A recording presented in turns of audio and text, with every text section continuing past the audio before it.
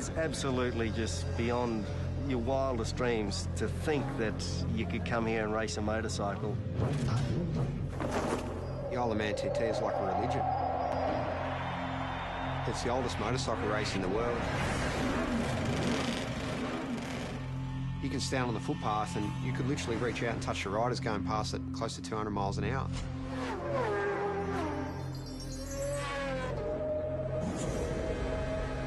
The houses are passing you so quick, sometimes it feels like you're inside a video game.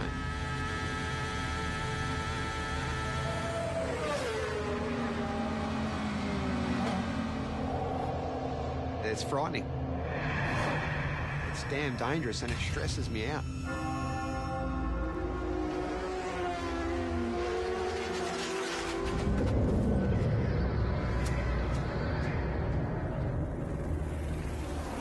Unless I'm very much mistaken, Mark, this is the greatest motorsport event in the world.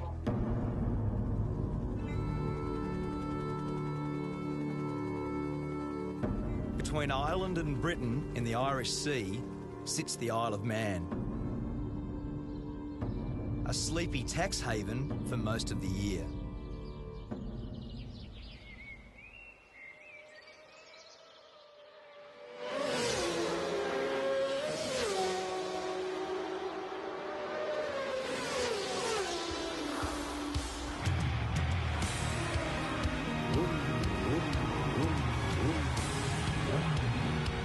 I've come here to witness the most dangerous road race on Earth.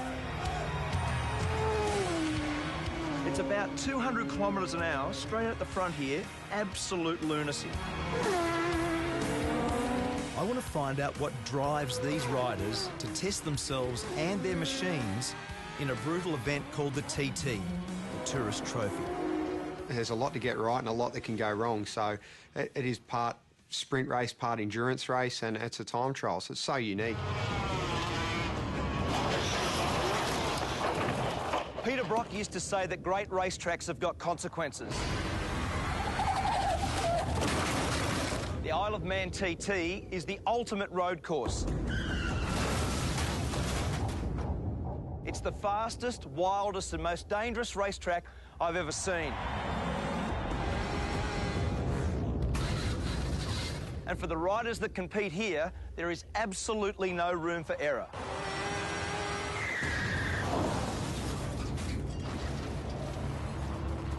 In its 104 years, 234 riders have died. It says on the back of your pass that motor racing is dangerous. This is dead set dangerous, isn't it? It is. It really is. It's frightening. Aussie rider Cameron Donald is one of over 200 starters this year. And when you add the fans, it's like an invasion. With Cameron is his girlfriend Karen, herself a keen motorcyclist. They've been planning for the race all year. So is this normal nervous start tension? Kind of is. Normally this is done the night before. Is it? Or late night last night, obviously? Usually we like to have this done the night before, everything, but by the time we finish, like 11 o'clock, it's just like, let's get out of here and worry about it tomorrow. So what's Karen's job in this world? Keep me calm. We were born without time, nameless in the arms. Cameron grew up in Warrandyte in Victoria. It was his dad, Ken, who introduced him to the thrill of the two-wheeler. Lots of bike photos, not many other ones. It consumed a fair bit of time, didn't it? It took up a lot of time. From a young age, Cameron began winning and winning. I remember Mum actually saying to me, you know, you can't, when you're going to buy or build a house, you can't live in a motorbike. I remember saying to her, yeah, Mum, you can't race a house. So I think then she just pretty much gave up. The TT is held over a fortnight. 1 week for practice, 1 week for racing, 7 races in all. And in between, the public can go flat out, no speed limit on the Island Road course. Everyone that races here knows the dangers and they accept them and they do their best to ride accordingly.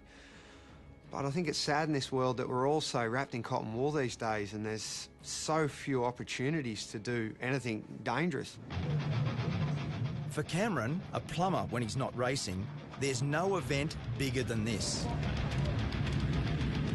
Riders set off at 10-second intervals. It's all about the fastest lap of the island, and that's what makes it so pure and so dangerous. You sit on the start line, you're looking down that first hill, and because it's not a mass start, you're sitting there getting waved off one at a time. The pressure on you, everyone's looking at you, and it's a rush I've never had out of any other race.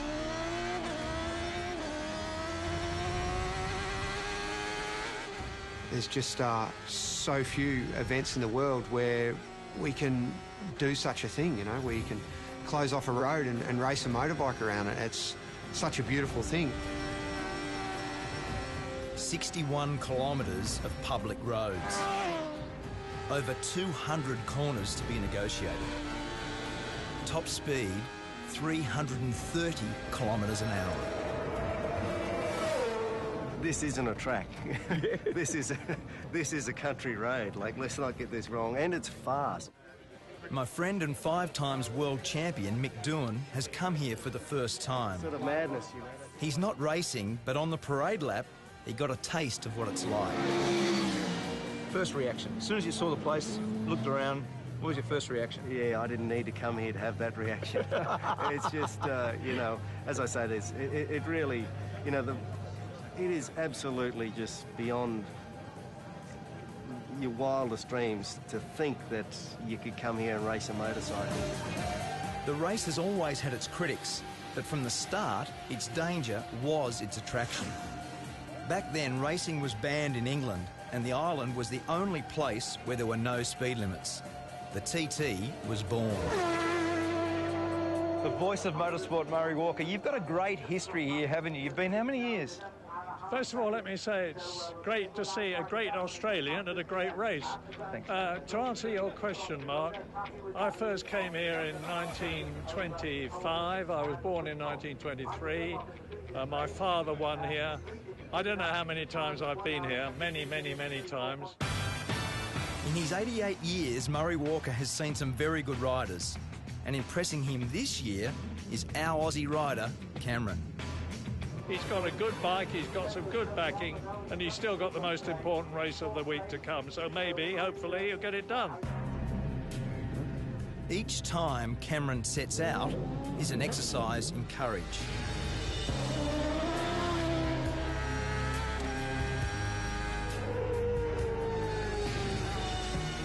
Each lap is an anxious one for Karen, who gets radio updates on his progress. I see the worry in her face before I head out for a race, and sometimes I feel a little bit guilty for putting people close to me through that stress. In the week I was there, 7 people lost their lives. 3 riders and 4 members of the public. ACU Events Limited regret to announce the death of Derek Bryan. I've lost a couple of friends in my years racing at the Isle of Man, and I do think of them in the corners that they've fallen in, and where Dobbsy crashed is one of the most intense corners on the track. Dobbsy, Paul Dobbs, died in the TT last year. He lost his life to the sport that he loves, so. Just one of them, mate. Paul was buried on the island, leaving behind his wife and 2 daughters. So what did you love about him? God, everything. Racing. Bridget is Paul's wife. A year on, she's brought the girls back to remember their dad at the race he loved. You know it's risky, of course you do. I mean, everyone loves those photos of riders' heads this far from a stone wall.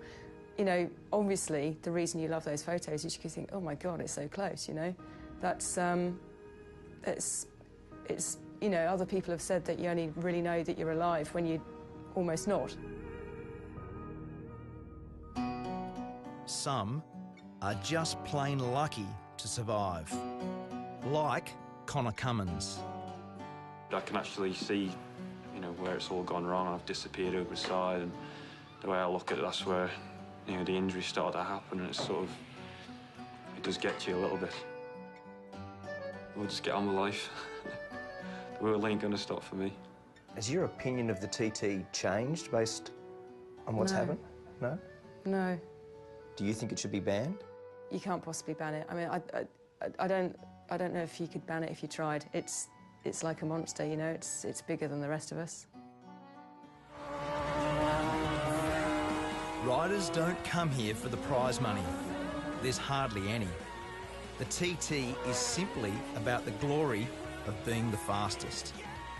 And for Cameron, it was a glorious week. In his chosen race, the Superbikes, he was just pipped for first. But second still felt pretty good. Congratulations, mate. Well done. Really good, huh? When will you settle down and stop doing this? I don't see it too far away. I never saw racing the Isle of Man as a long-term prospect because, look, it is so dangerous, and I do see it as a numbers game. If you keep coming back, sooner or later, I see it's going to catch you out.